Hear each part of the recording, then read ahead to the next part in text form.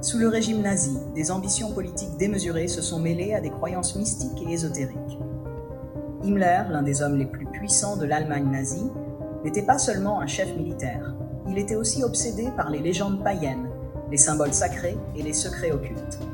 Parmi ses projets les plus étranges et fascinants, la quête du Graal et l'expédition secrète au Tibet. Pour y trouver l'Agartha, monde souterrain, habité par une civilisation avancée et détentrice de connaissances secrètes, figure en tête de liste. Comment un régime aussi brutal et rationnel dans ses méthodes a-t-il pu être séduit par des croyances aussi irrationnelles? Et surtout, pourquoi les nazis ont-ils investi autant de ressources dans ces missions aussi énigmatiques qu'intrigantes?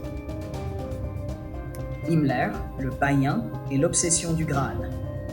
Une quête de pouvoir mystique. Heinrich Himmler, le redoutable chef de la SS, nourrissait une profonde aversion pour le christianisme. Il voyait dans cette religion une menace pour la force du peuple allemand, la considérant comme un facteur d'affaiblissement contraire à ses idéaux guerriers et ariens. Au lieu de cela, Himmler rêvait de restaurer les anciennes croyances païennes germaniques, croyances qu'il jugeait plus pures et plus authentiques pour les ariens. Dans ce cadre, il s'approprie la légende chrétienne du Graal pour la remodeler selon ses convictions mystiques. Pour Himmler, le Graal n'était pas seulement une relique chrétienne, c'était un symbole de pouvoir ultime, lié à la pureté de la race aryenne. Il croyait qu'en retrouvant cet artefact sacré, il pourrait renforcer l'autorité mystique du régime nazi, conférant une sorte de protection divine et un pouvoir presque surnaturel à l'Allemagne. La quête du Graal était donc une quête de légitimation spirituelle pour le Troisième Reich, en tentant de s'emparer d'un héritage païen sacralisé. Les SS, sous l'égide d'Himmler, se voyaient comme les nouveaux chevaliers de ce Graal réinventé. Himmler envoya plusieurs missions archéologiques à travers l'Europe, en particulier en France, pour retrouver des traces de cette mythologie sacrée. L'un des lieux clés était le château de Montségur, associé au Cathare, une secte médiévale que les nazis considéraient comme ayant un lien secret avec le Graal. L'expédition au Tibet, aux origines des Aryens et à la recherche du monde souterrain. En parallèle de la quête du Graal, les nazis, par l'intermédiaire de l'Ahnenerbe, une organisation de recherche fondée par Himmler, ont mené plusieurs expéditions aux confins du monde. L'une des plus marquantes fut celle envoyée au Tibet en 1938, dans l'espoir de découvrir les racines aryennes cachées au cœur de l'Himalaya. Selon les idéologues nazis, les Aryens, considérés comme une race supérieure, auraient pu être les ancêtres directs d'une population mystérieuse vivant dans cette région reculée. Mais l'expédition ne s'arrêtait pas là. Certains membres de l'Ahnenerbe étaient fascinés par des théories occultes, selon lesquelles un peuple caché vivait à l'intérieur de la Terre.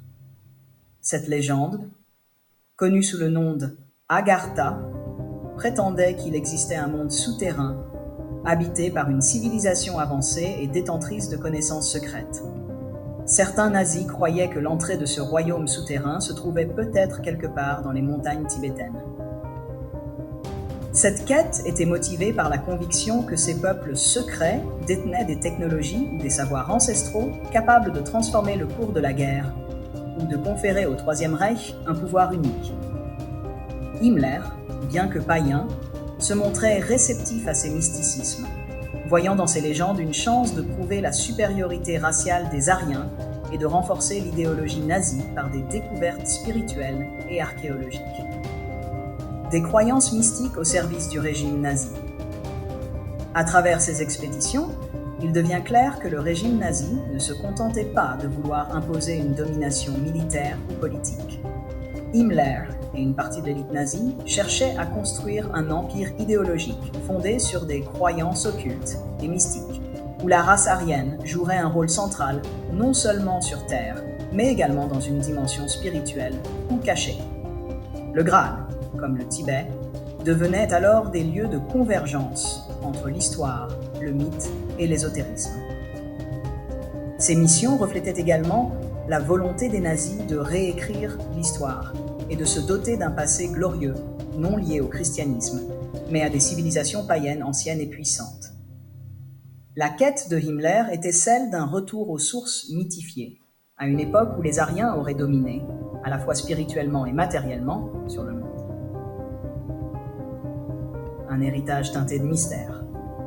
Si les nazis n'ont jamais trouvé le Graal ni percé les secrets d'un monde souterrain, ces missions ont laissé une trace indélébile dans l'imaginaire collectif.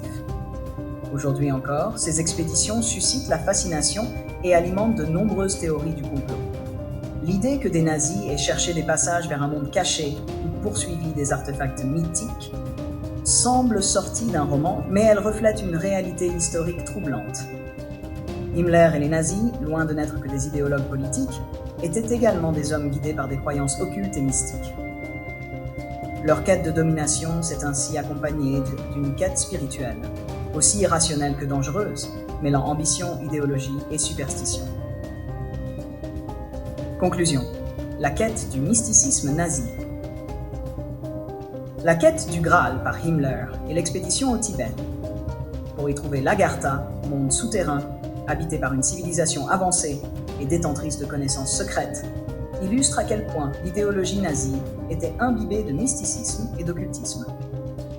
Ces projets montrent que, pour le Troisième Reich, la victoire ne passait pas uniquement par les armes, mais aussi par la recherche de symboles et de pouvoirs occultes. Ces expéditions mystérieuses restent un témoignage de l'extravagance des croyances nazies et de leur volonté de maîtriser autant les esprits que les territoires. Merci à tous de vous abonner et de liker. À bientôt.